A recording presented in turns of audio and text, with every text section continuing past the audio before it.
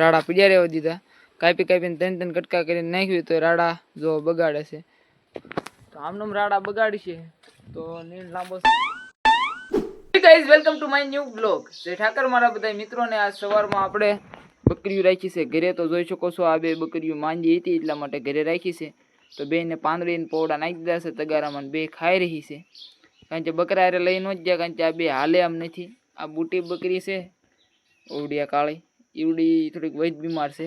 આ બાકરીને થોડીક ઓછી બીમાર છે. પણ 4-5 દિવસ પહેલાં આપણે વિડીયોમાં લીધું હતું કે આ બેને દવા કરી હતી આપણે સાઈસમાં હિંગ ને એવું બધું નાખીને પાયું હતું. તો આ બેને હજી રાગે બરાબર આવ્યું નથી. આ બાકરીને થોડુંક રાગે આવી ગયું છે, આને હજી બરાબર રાગે આવ્યું નથી. તો આપણે એકાબીજીને હથવારો થાય એટલે બાકરીને આપણે બકરા ભેગી મૂકી દે.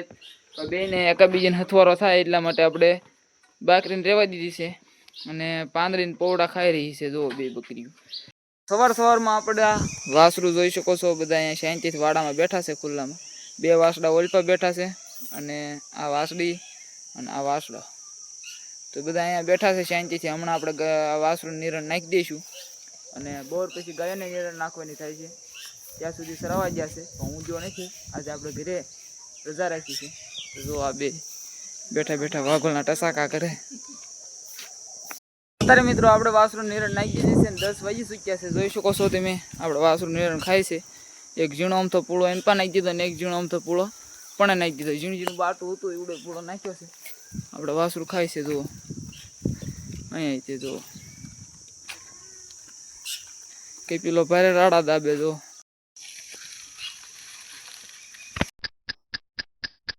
અત્યારે મિત્રો આપણે નીણ કાઢી રાખી છે બારી અને જે કાઢવી છે 5-6 પોળા કાઢ્યા છે. 12-13 પોળા કાઢીને કાપી નાખ્યું. આ હોળીથી 3 કટકા કરીને નાખી દઈએ વાળા.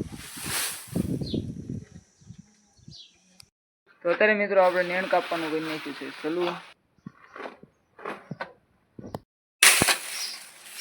અત્યારે મિત્રો હજી આપણે ગાયો આવી નથી ને 3:30 થઈ ગયા છે.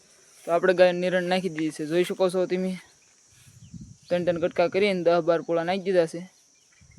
કંઈક આવે દિવાલે અને કંઈક હામી વાડે જોઈ શકો છો તમે. અને હજી આપણી ગાયો આવી નથી, બેઠી છે ત્યાંથી. ત્યાં મારો હાગડી બેઠો છે અને મેં ફોન કર્યો હતો તું ગાઉ લઈને વી આવજે. નીરીને મેં રાખી છે અને વાસરું જોવામાં પૂજી દીધા છે. એટલે ગૌ આવે ત્યારે દૂધ ન પી જાય ગૌનું એટલે. અને પછી આપણે ગૌને આવવા દઈશું. તો ત્યાં સુધી તમે લખી નાખો. મિત્રો આપણી ગાયો આવી ગઈ છે વાડે. તો જોઈ શકો છો આપણી ગાયો બધી હાલી આવે છે અને એન્ટ્રી દઈ દીધી છે. મિત્રો અત્યારે આપણી ગાયો આવી ગઈ છે વાડામાં ને વાગી ચૂક્યા છે 3:45. તો જોઈ શકો છો આવતા ભેગી જ ત્યાં આપણી ગાયો નિરણ ખાવા મળી છે. આમથી લઈને આ વાડે અને આમાંથી બી. મિત્રો અત્યારે વાગી ચૂક્યા છે 5 અને જોઈ શકો છો આપણી દૂધની ગાઉ ઊભી રહી ગઈ છે. સૈયા કારણ કે તરસ લાગી છે તો પાણી પાવા જવું પડશે. તો ઘડીક આપણે રહીને જઈએ. 5 વાગ્યા છે. 10-15 મિનિટ રહીને પછી જઈ અને કાં હમણાં જાવી જ તે. જો પાકડે ઊભા રહેવા મળ્યા છે તો જવું જ પડશે આપણે. અને 5 વાગી ગયા છે તો પાણી પી ગયું.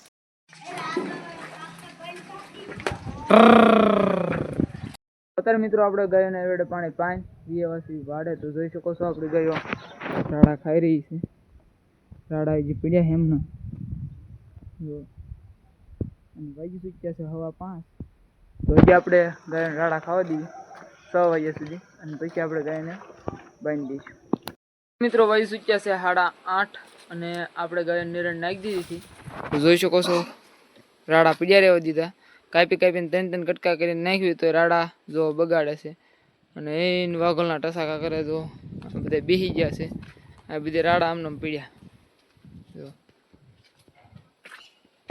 તો આમનામ રાડા બગાડી છે તો નીણ લાંબો સમય હાલશે નહીં એવું મને લાગે છે કારણ કે જોવો તમે. તો આજનો દિવસ પૂરો, આજનો બ્લોગ પૂરો. તો લાઈક શેર અને સબસ્ક્રાઈબ કરવાનું ભૂલતા નહીં. અને આઈ હોપ તમને મજા આવી છે આપણા વ્લોગમાં અને આજની મજા આવતી જશે આપણા હવેના વ્લોગમાં. તો લાઈક શેર અને સબસ્ક્રાઈબ કરવાનું ભૂલતા નહીં. તો બાય બાય.